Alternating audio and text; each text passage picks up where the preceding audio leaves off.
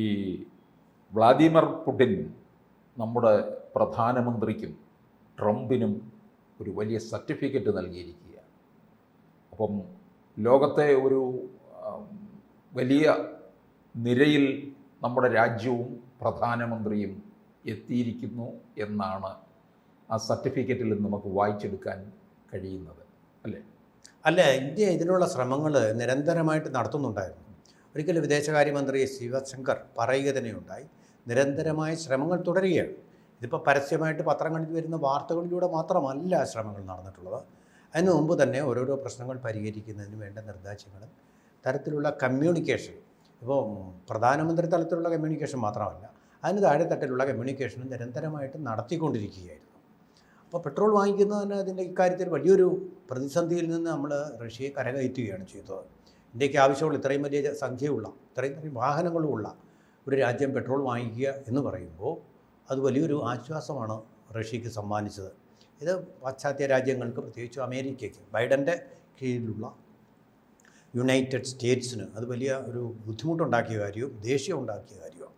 അദ്ദേഹം ആ പ്രസിഡൻസിയുടെ സമയത്ത് ഒരിക്കൽ പോലും G20 ഒഴികെ ഇന്ത്യയിലേക്ക് വന്നിട്ടുമില്ല. ആ ദേഷ്യം അദ്ദേഹം കാണിക്കുകയും ചെയ്തിരുന്നു.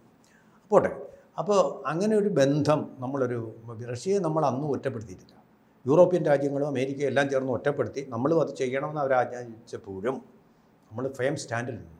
നിങ്ങൾ പറയുന്ന പോലെ കേൾക്കാനല്ല ഞങ്ങളിരിക്കുന്നത്, ഞങ്ങൾക്ക് ഞങ്ങളുടേതായിട്ടുള്ള രീതിയുണ്ട്. അമേരിക്ക സമ്മതിച്ചു. I can understand, India is taking it's on stand എന്നാണ് അന്ന് ബൈഡൻ പറഞ്ഞത്. മനസ്സിലായോ? അല്ലാതെ വേറെ വഴിയില്ല, നിങ്ങൾ പറഞ്ഞാൽ കേൾക്കാനിരിക്കുകയല്ല ഞങ്ങൾ.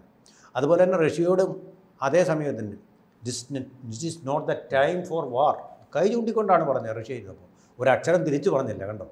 അതേസമയം റഷ്യയിൽ ഇദ്ദേഹം ഒരു സന്ദർശനം നടത്തിയ സമയത്ത് അവിടെ ഇരുന്നുകൊണ്ട്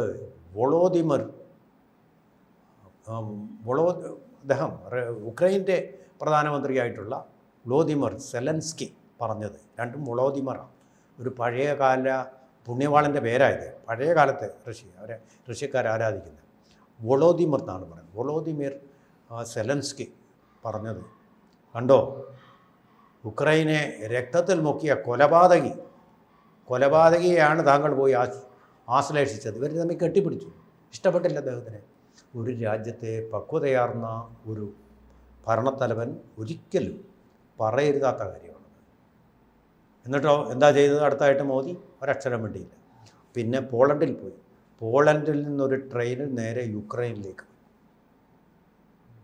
ചമ്മിപ്പോയി. സെലൻസ്കി ചമ്മിപ്പോയി. സെലൻസ്കിയെ നാണക്കെട്ടിയ ഒരു സംഭവമാണത്. ഇത്രയും പറഞ്ഞ ഒരാൾ തൻ്റെ രാജ്യത്തേക്ക് തന്നെ വരിക. അപ്പോൾ ഇവർ തമ്മിൽ വ്യത്യാസമൊന്നുമില്ല. ഇവർ നിൽക്കുന്നത് തെറ്റിൻ്റെയും ശരിയുടെയും പക്ഷത്താണ് എന്ന് മാത്രമാണ്. തെറ്റ് യുദ്ധമാണ്, ശരി ഒരുമിച്ച് സീസ് ഫയറിന് തയ്യാറാകും. ആ ശരിയാണ് ഇപ്പോൾ നടക്കാൻ പോകുന്നത്. സീസ് ഫയർ, അൺകണ്ടീഷണൽ സീസ് ഫയർ, അതാണ് നടക്കാൻ പോകുന്നത്. രണ്ട് രാജ്യങ്ങളും അങ്ങോട്ട് പോകണം ഇങ്ങോട്ട് പോകണമെന്നും പറയുന്നില്ല, വെടിയങ്ങ് നിർത്തുക. ആദ്യം യുക്രൈൻ സമ്മതിച്ചു. എന്തുവായിരുന്നു അവിടെ ചെന്ന് എന്തൊരു പ്രകടനമായിരുന്നു അമേരിക്കയിൽ ചെന്നിട്ട്. അവിടെ നിന്ന് നേരെ ബ്രിട്ടനിലോട്ട് പോയി. അപ്പോൾ അപ്പോഴാണ് മാതൃഭൂമി ചങ്കൂറ്റം കണ്ടോ. ഈ ചങ്കൂറ്റം കണ്ട് അടുത്ത് സൗദി ചർച്ച നടത്തിയപ്പോൾ ഇയാൾ ആയുധം വെച്ച് കീഴടങ്ങിയല്ലോ. ഞാൻ തയ്യാറാണ് സീസ് ഫയറിനെന്ന്. ഇതല്ലേ അവിടെ വെച്ച് അമേരിക്കൻ പ്രസിഡന്റ് പറഞ്ഞത്. നിങ്ങൾ ആദ്യം ആയുധം വെക്കൂ, എന്നിട്ട് ഞങ്ങൾക്ക് സഹായം തരാം. നിങ്ങൾ സീസ് ഫയർ അതേ പറഞ്ഞോളൂ. അതല്ല, നിങ്ങൾക്ക് ബാധ്യതയുണ്ട് ഞങ്ങളെ സഹായിക്കാൻ. ഇതെന്തോ ഇയാളുടെ മകനാണോ സെലൻസ്കി? ചെലവിന് കൊടുക്കാൻ വേണ്ടിയിട്ട് അങ്ങനെ അവകാശമുണ്ട് ആണോ? അങ്ങനെയല്ലല്ലോ. ഇവർ സ്വന്തമായിട്ട് യുദ്ധത്തിന് വേണ്ടി നിങ്ങൾ ചെലവിന് തന്നോണമെന്ന് പറയുന്നു. ഒന്നും നടക്കുകയല്ല എന്ന് പറഞ്ഞു. ആദ്യം നിങ്ങൾ സീസ് ഫയർ നടപ്പാക്കൂ, അത് കഴിഞ്ഞ് സഹായം തരാം, അത് കഴിഞ്ഞ് സഹായം കൊടുക്കാമെന്നും പറഞ്ഞു. അപ്പോൾ അത് സെറ്റിലായി. അമേരിക്കയും യുക്രൈൻ തമ്മിലുള്ള പ്രശ്നം സെറ്റിലായി. മറുവശത്ത് റഷ്യ ഇത് പഠിച്ചിട്ട് പറഞ്ഞു ഞങ്ങളും ഇതിന് തയ്യാറാണ്, പക്ഷേ ഞങ്ങൾക്കിത് വിശദമായിട്ടൊന്ന് പഠിക്കണം. കാരണം ഈ യുക്രൈനെ വിശ്വസിക്കാൻ പറ്റുകയില്ല. അവരിപ്പോൾ ചർച്ച നടക്കുന്ന ദിവസവും ഒരു 10 ഡ്രോണുകൾ, 10 2-3 പേരെ കൊന്നു, 100 കണക്കിന് ഡ്രോണുകൾ അങ്ങോട്ട് അയച്ചു. എല്ലാം വെടിവെച്ചിട്ട് റഷ്യ പുല്ല് പോലെ വെടിവെച്ചിട്ടു. ഇല്ല, മുണ്ടിയെ വെടിവെക്കുന്ന പോലെ വെടിവെച്ചങ്ങ് ഇട്ടു. പക്ഷേ അതിൽ 2-3 പേര് മരിക്കാനും ഇടയാക്കിയിട്ടുണ്ട്. റഷ്യക്ക് അത്ര ഇഷ്ടപ്പെട്ട കാര്യമല്ല. പക്ഷേ മറുവശത്തോട് അവരുടെ ടാങ്കുകളും ആർട്ടില്ലറി എല്ലാം കൂടെ ചേർന്നിട്ട് യുക്രൈൻ്റെ ഒരു സംസ്ഥാനം അങ്ങ് പിടിച്ചടക്കി. ഒരു സംസ്ഥാനം കൂടെ പോയി കിട്ടി അവർക്ക് ഇതിനിടയ്ക്ക്. അപ്പോൾ അവിടെ തന്നെ നിൽക്കും റഷ്യൻ പട്ടാളം, പിൻവാങ്ങില്ല. കിട്ടാനുള്ളത് മുഴുവൻ എടുത്തു കഴിഞ്ഞു. അപ്പോൾ സീസ് ഫയർ ആയാലും ഇവർക്ക് പ്രശ്നമൊന്നുമില്ല, അവരുടെ ആഗ്രഹം സാധിച്ചു കഴിഞ്ഞു. അപ്പോൾ അങ്ങനെ ഉള്ളൊരു ആ പൊസിഷനിലായിരിക്കും ഇപ്പോൾ സീസ് ഫയർ വരിക. അങ്ങനെയാണല്ലോ, ലൈൻ ഓഫ് കൺട്രോൾ എന്നാണല്ലോ നമ്മൾ പറയുന്നത്. യുദ്ധം നടന്നിട്ട് രണ്ട് സൈന്യവും നിന്ന സ്ഥലമേതോ അത് സ്റ്റാറ്റസ് കോ അവിടെ അങ്ങ് നിലനിർത്തുക. അത് സംഭവിക്കുമ്പോൾ റഷ്യക്കാണ് നേട്ടം. ഒരു നഷ്ടവും ഉണ്ടായില്ല. ഉക്രൈന് ഭയങ്കരമായ നഷ്ടമുണ്ടായി. ചെർണോബിലിൽ വരെയാണ് ബോംബിട്ടത്. എത്ര പേരാ മരിച്ചത്? ശരിക്കും പറഞ്ഞാൽ ഒരു മരണത്തിൻ്റെ വ്യാപാരിയാവുമായിരുന്നു സെലൻസ്കി. ആളുകളെ പട്ടിണി കിടക്കുകയാണ്. പലർക്കും ഇലക്ട്രിസിറ്റി ഇല്ല, വെളിച്ചമില്ല. ഇപ്പം സെലൻസ്കി അല്ല ശരി എന്നാണല്ലേ? സെലൻസ്കി അല്ല ശരി. കാരണം നമ്മൾ തണ്ടിയെ എറിഞ്ഞ് വേണം നമുക്ക് പോകാൻ. ഇപ്പോൾ മുഹമ്മദ് അലിയോടെ ഞാൻ പോയി ഗുസ്തി പിടിച്ചാൽ എങ്ങനെ ഇരിക്കും? പഞ്ചാബ് ഹൗസിൽ ആ ഇന്ദ്രൻസ് പോയിട്ട് അവിടുത്തെ ആളിനോട്, ഒരു പഞ്ചാബിയോട് ഗുസ്തി പിടിക്കുന്ന പോലെ ഇരിക്കും അല്ലേ? അപ്പം നമ്മൾ തണ്ടി എറിഞ്ഞിട്ട് വേണം നമ്മൾ യുദ്ധം ചെയ്യാൻ. അല്ലെങ്കിൽ പിന്നെ എന്ത് ചെയ്യണം? മറ്റു രാജ്യങ്ങളുടെ സഹായത്തോടു കൂടി നമ്മൾ യുദ്ധം ചെയ്യണം. അതിനാദ്യം വേണം ഇന്ദിരാഗാന്ധി ചെയ്തതുപോലെ ഒരു സമാധാന കരാറിൽ റഷ്യയുമായിട്ട് ഏർപ്പെട്ടല്ലോ. പിന്നെ ഒരു ഇൻഡോ റഷ്യൻ സഹകരണ കരാർ സൈനികം കൂടിയായിരുന്നത്. അതിനുശേഷമാണ് ബംഗ്ലാദേശിനെ കീഴടക്കാൻ പോയത്. അല്ലെങ്കിൽ എന്താ കാര്യം? ചൈനയും കൂടെ വരും, ഇക്വേഷൻ മാറും.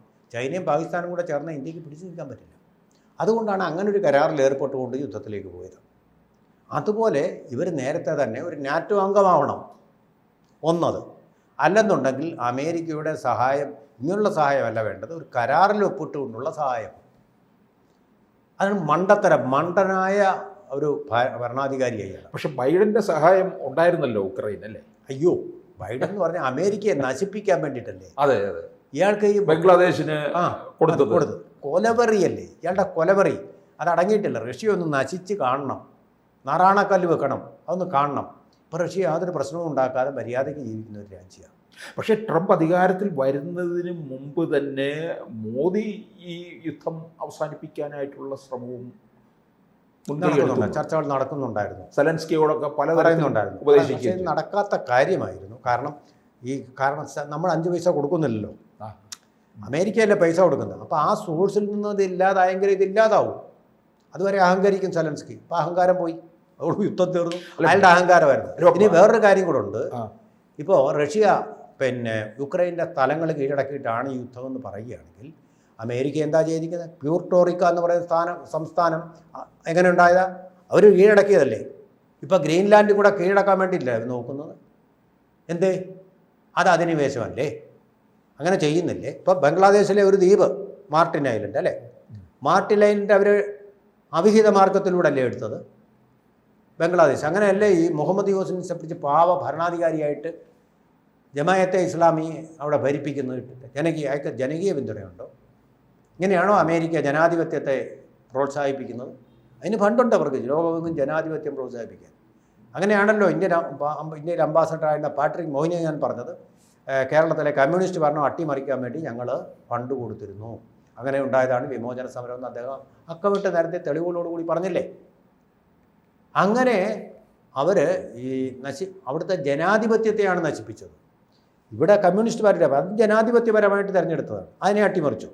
അതുപോലെയാണ് അവിടെ ജനാധിപത്യ ഭരണകൂടത്തെ അട്ടിമറിച്ചുകൊണ്ട് ജമായത്തെ ഇസ്ലാമിയുടെ യാതൊരു വിധമായിട്ടുള്ള ജനകീയമായ അടിത്തറയുമില്ലാത്ത ഗവൺമെൻറ്റിനെ അധികാരത്തിൽ കൊണ്ടുവന്നു. മനസ്സിലായോ? അപ്പോൾ അങ്ങനെയൊക്കെ ചെയ്യുന്ന അമേരിക്കയ്ക്ക് റഷ്യയെ ചോദ്യം ചെയ്യാൻ ധാർമ്മികമായിട്ട് അവകാശം ഇല്ല. അപ്പോൾ ഇതിനകത്ത് ഈ ട്രംപിൻ്റെയും മോദിയുടെയും ഇടപെടലാണിത് ശരിക്കും ഫലപ്രാപ്തിയിലെത്തി. ട്രംപിൻ്റെ ഇടപെടൽ തന്നെ. മോദിയുടേത് എന്ന് പറഞ്ഞാൽ ഇതിന് സമാധാനം ഉണ്ടായിക്കാണാൻ ആഗ്രഹിച്ചു, യുദ്ധത്തെ പ്രോത്സാഹിപ്പിച്ചില്ല. അതെ, അത്രേ ഉള്ളൂ. പക്ഷെ മറ്റേത് പണം ഞങ്ങൾ നിർത്തുമെന്ന് പറഞ്ഞാൽ നിർത്തും. അതോടുകൂടിയാണ് അടപ്പ് ബലൂൺ കാറ്റ് പോയ ബലൂൺ പോലായി തീർന്നു. അല്ലെങ്കിൽ ഈ നൂല് പൊട്ടിയ പമ്പരം പോലായി, നൂല് പൊട്ടിയ പമ്പരം പോലോ അല്ലെങ്കിൽ നൂല് പൊട്ടിയ പട്ടം പോലോ ആയി തീർന്നു ഉക്രൈൻ. ഇനി ഉക്രൈനെ പൂർവ്വസ്ഥിതിയിലെത്തിക്കുന്നതിന് US-ൻ്റെ സഹായം കൊടുക്കും. തീർച്ചയായിട്ടും സമാധാനം സ്ഥാപിക്കാനുള്ള സഹായം ഉണ്ടാകും. കാരണം എങ്കിലേ കുറേ സാധനങ്ങൾ അങ്ങോട്ട് കയറ്റി അയക്കാൻ പറ്റൂ ട്രംപിന്. അവൻ്റെ മുതലാളിമാരല്ലേ, വലിയ വ്യവസായങ്ങളല്ലേ അവിടെ ഉള്ളത്, അതൊക്കെ എവിടെയെങ്കിലും കയറ്റി അയക്കണ്ടേ? എങ്കിലല്ലേ അവരുടെ GDP ഉയരൂ, ചൈനയോടൊപ്പം മത്സരിക്കണ്ടേ? കൂടുതൽ വാർത്തകളും വിശേഷങ്ങളും നിങ്ങളിലേക്ക് എത്താൻ ABC മലയാളം സബ്സ്ക്രൈബ് ചെയ്യുക, ബെൽ ബട്ടണും അമർത്തുക.